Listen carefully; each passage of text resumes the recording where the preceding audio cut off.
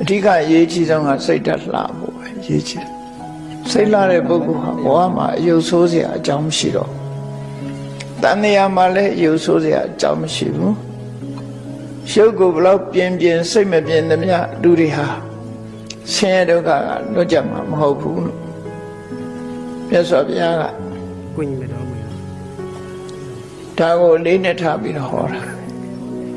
ဘုရားမသာဝင်သူတော်စင်တွေပြုပြင်ရမှာကလူတိုင်းအသီးသီးပိုင်ဆိုင်ထားတဲ့စိတ်ဓာတ်ပဲဖြစ်တယ်စိတ်ဓာတ်ကိုဘာနဲ့ပြင်ရမလဲလို့ဆိုရင်စိတ်တူတတ်လို့ရှိရင်မေတ္တာနဲ့ပြင်ရမှာဖြစ်တယ်လောဘကြီးလို့ရှိရင်အလောဘနဲ့ပြင်ရမှာဖြစ်တယ်ဒေါသကြီးတာမေတ္တာနဲ့ပြင်တယ်မောဟကြီးပြီဆိုရင်အသိပညာစီးပူအထုတ်ပြီးတော့ပညာနဲ့ပညာမှာဖြစ်တယ်အဲ့ဒါလို့မပြင်မဘူးဆိုလို့ရှိရင်ဘဝဟာတိုးတက်ကြည်ပွားလာမှုမရနိုင်ဘူးရုပ်ခန္ဓာကိုပြင်ဆင်မှုဟာ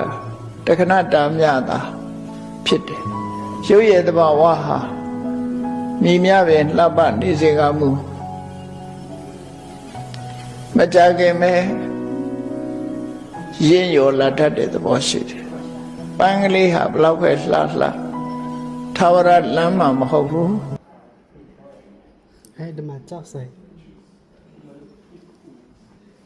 我讲是的，就也跟非常空啊的。